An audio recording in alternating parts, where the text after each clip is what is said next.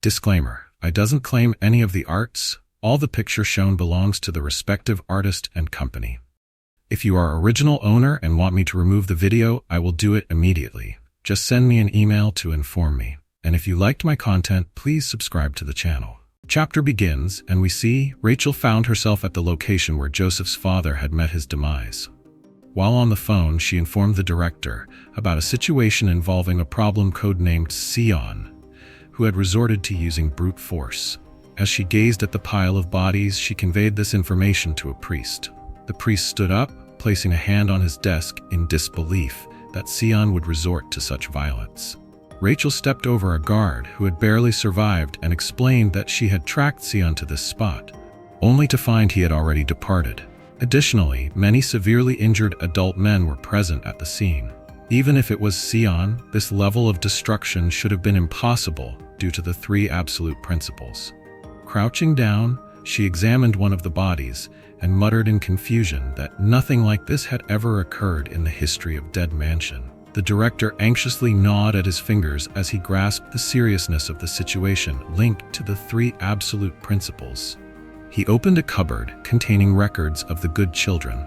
As the door swung open, books fell from the shelves. One landing opened to reveal a picture of unknown children marked with a red sold-out stamp. He informed Rachel that if Sean was indeed breaking these principles, something was gravely amiss. The director began to contemplate whether the weapons sold at Dead Mansion could disregard their orders and turn against them. Picking up a book from the shelf, he instructed Rachel to change their objective. Instead of capturing Sean, she needed to investigate him first, keeping a close watch to determine if he had truly used force without permission. The priest concurred with this directive. Rachel understood her assignment and pressed down harder on the injured guard beneath her foot while speaking with the priest. She glanced away as two unfamiliar men approached her. They offered their assistance, suggesting that if she needed help in Korea, the White Tiger workforce would be at her service. One man, bald and combing his remaining hair with a small comb, smiled at Rachel. The other man, larger and wearing glasses while smoking, also glanced her way. The larger man questioned how an elementary school student could cause such chaos. The smaller man remarked that dealing with this situation would make him lose even more hair. As Rachel walked toward them, she informed the priest that she had made contact with both men and assured him she would begin observing Sean immediately. Ignoring both men, she walked past them while still fiddling with her phone. The two men watched her leave.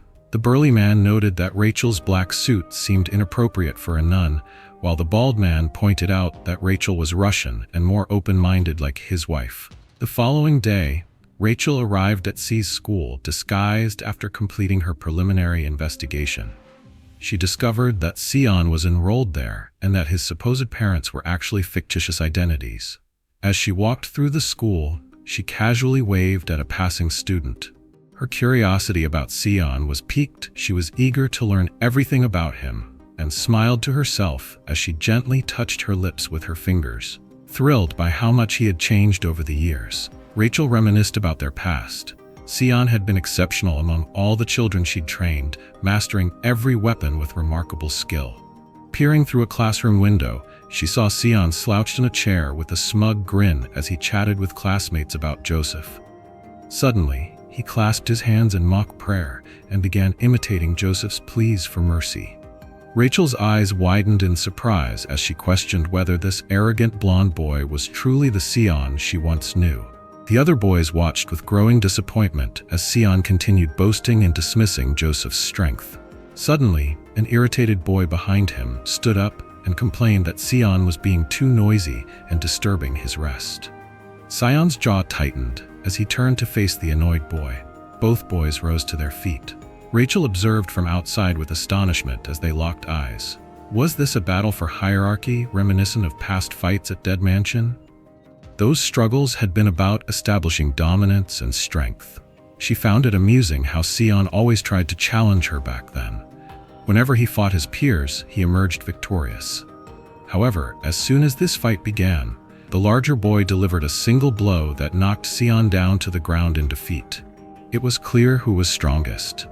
Rachel felt confused as she watched Sean being kicked by the bigger boy, while desperately trying to shield his face. Frustrated, she bit her lip and resolved to maintain her disguise for now. Inside the classroom later on, Rachel pretended to teach by reading aloud from a book while trying to understand C's motives more clearly. It dawned on her that he couldn't carelessly show off his strength if he were hiding his true identity. She turned slightly to lock eyes on Sean as he scribbled in his textbook. When he looked up and met her gaze, she recognized he was different now. She recalled how the good children back at Dead Mansion were not just strong, but also intelligent. Sean had always been outstanding among them. She remembered how easily he solved puzzles while others struggled. Walking toward him with closed eyes and placing a finger on her lips while holding textbooks in her other hand, Rachel thought that while Sean might hide his powers, he couldn't conceal his brilliance.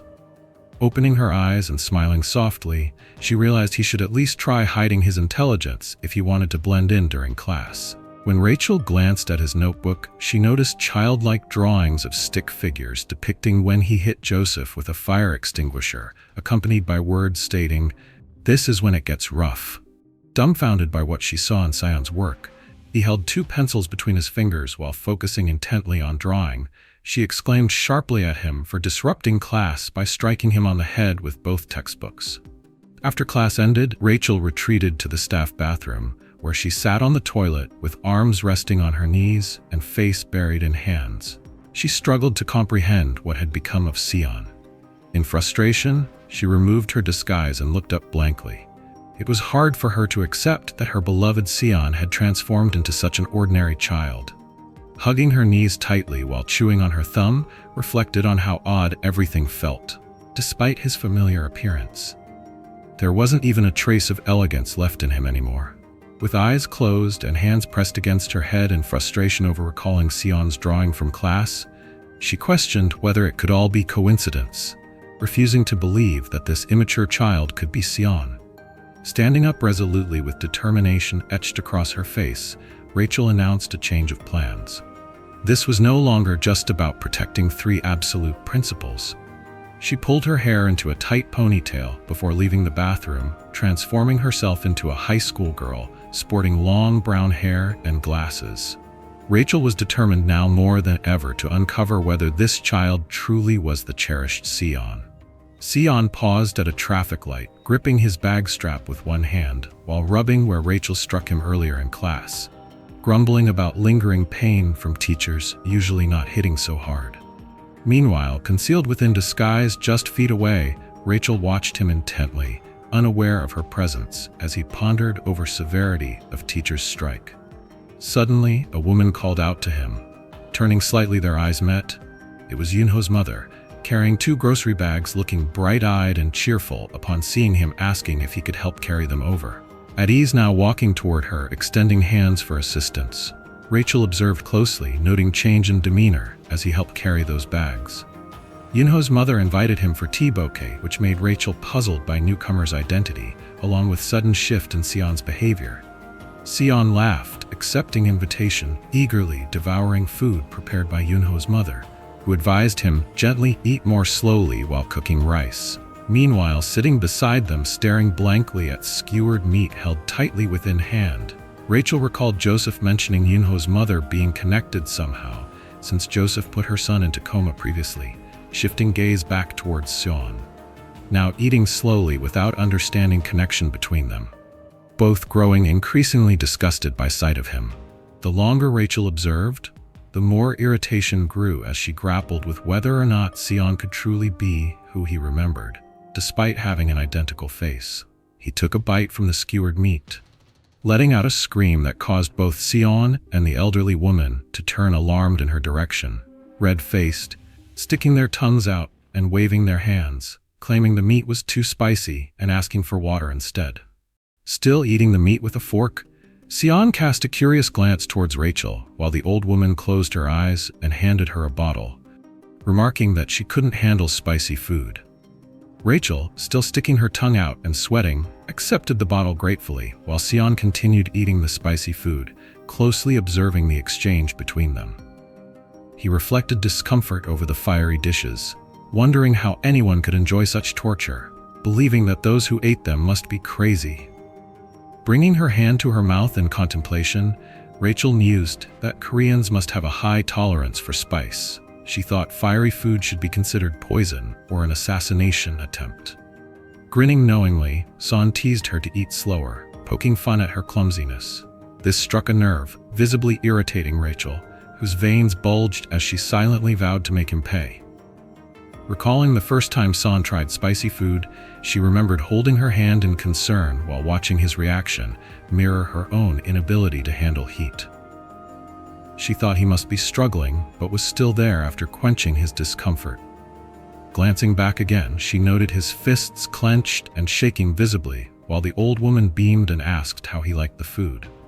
Sean closed his eyes, smiled, and gave a thumbs up, declaring it delicious. As Rachel observed their interaction, she could see through his lie, knowing he wasn't being truthful. She took another sip of water and wondered why he was so eager to eat everything served by the old woman, when he easily could have refused the food if he didn't want it. She reflected upon their interactions over the past 30 minutes, starting from when the old woman asked for help carrying bags, and he complied until he was invited to eat and accepted willingly. Her eyes widened as realization struck. It became clear that Sean viewed the old woman as a parental figure. When she asked if he could help carry boxes while smiling brightly, he readily agreed and lifted the heavy load.